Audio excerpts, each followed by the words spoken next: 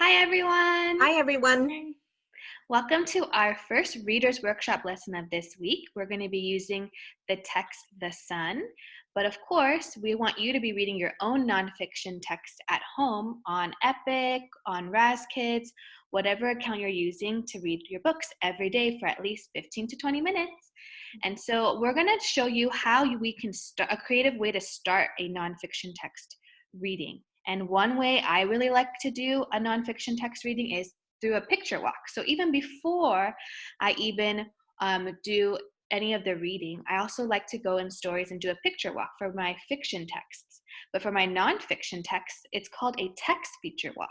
So we're going to go through and look at all our text features to see, what could I possibly be learning today? That way later on when you're reading, you're like, oh, I remember seeing this text feature and the information it gave me.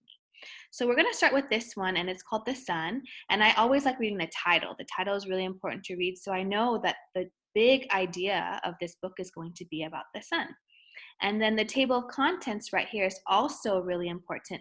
But this text that we just chose, this one isn't very clear, so I'm not going to talk too much about this table of contents. But your table of contents could have a lot of information. So we're going to look at this text here, and one of the things we can look at is called the heading.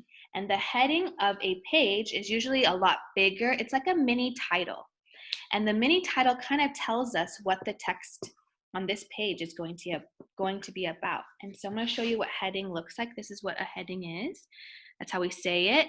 And when I'm saying heading, I mean the big and hot. So we're going to be learning a lot about why the sun is big and hot. And we read that text yesterday. And the reason why the table of contents isn't very helpful because actually all the pages are about under big and hot. So not super helpful, but it's okay. Miss T. Yes, Missy Kimowich. I have a strategy for remembering what heading is about. When you think about the word head, it's on the top, and so a heading is usually on the top, and the word head is in the word heading. I love that. I never learned that before, Missy Kimowich. I love that that's a really good visual for our spelling of the word and remembering what it means because, yes, headings are usually at the top of the page. Awesome. Thank you, Missy Kimowich. And then we have another text feature on this page. I'm going to ask the teachers if they know what this text feature is called. Anyone have an idea of this right here, what this text feature is called? Miss Yakimowicz?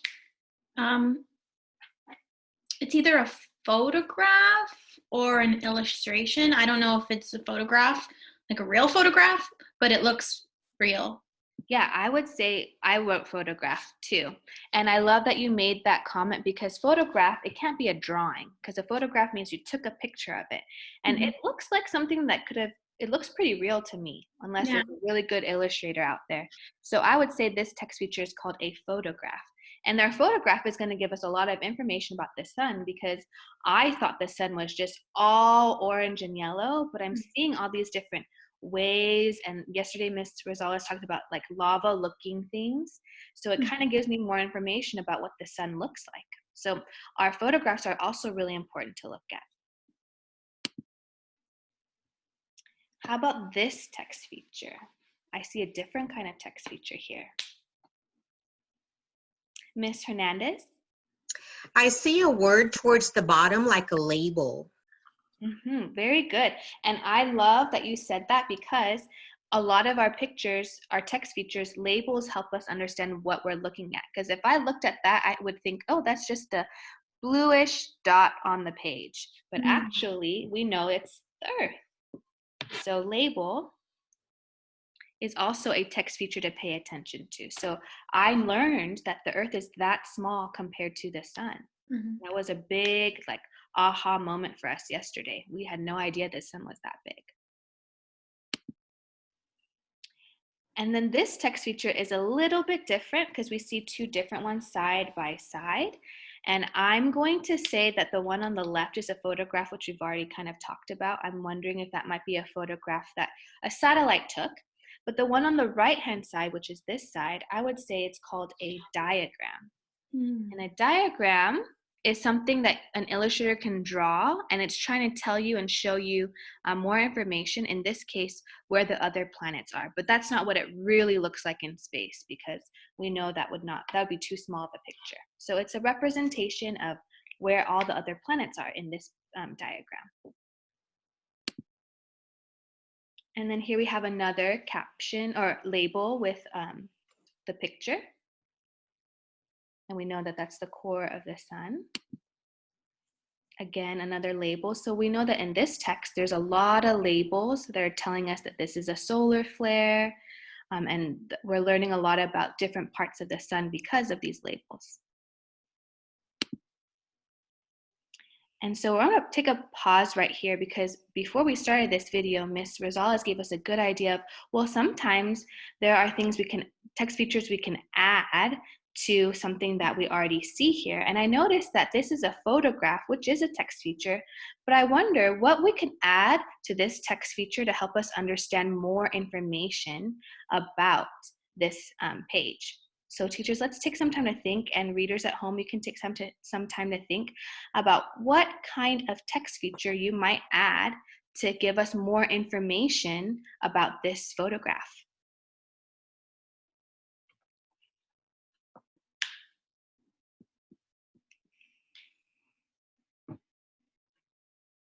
Teachers, when you're ready, give me a thumbs up. Ms. Rosales?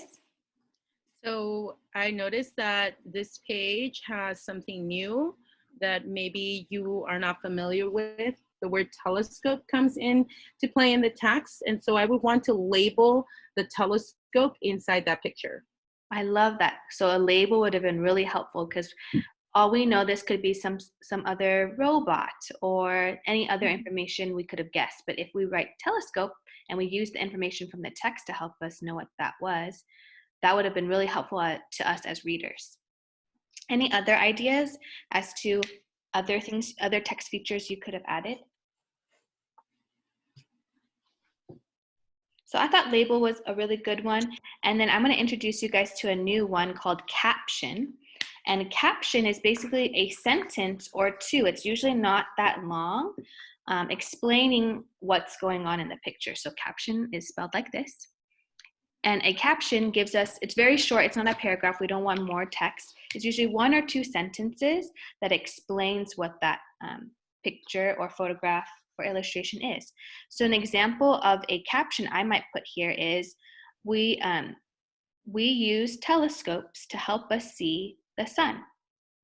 That could have been a very simple sentence to explain what the photograph is about. Oh, go ahead, Ms. Rosales, can you share yours? I said, the man uses a telescope to look at the stars. Ooh, I love that. Found out that the sun was a star. Mm-hmm.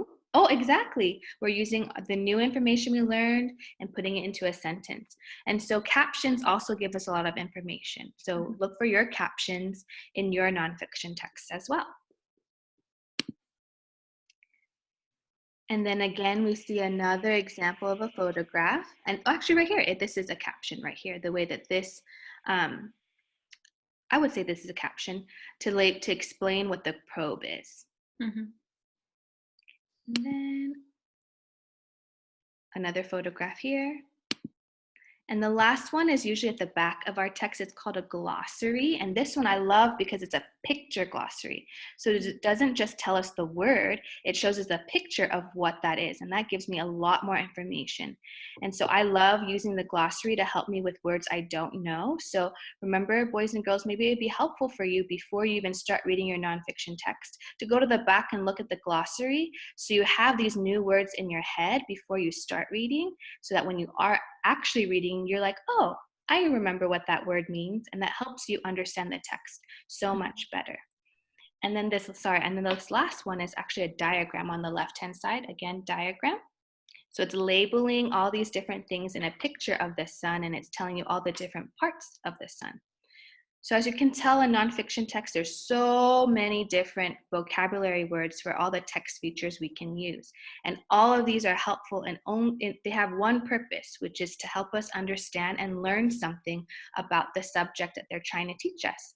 So as you do your nonfiction text feature walk, pay attention to the caption, the labels, the diagram, the photograph, the glossary, all these different things to help you understand the text so much better. And so for today's assignment, I'm going to give you a photograph of something, and I'm going to ask you to make a caption or a label or any other text features you'd like to explain what that text or what that photograph is showing us.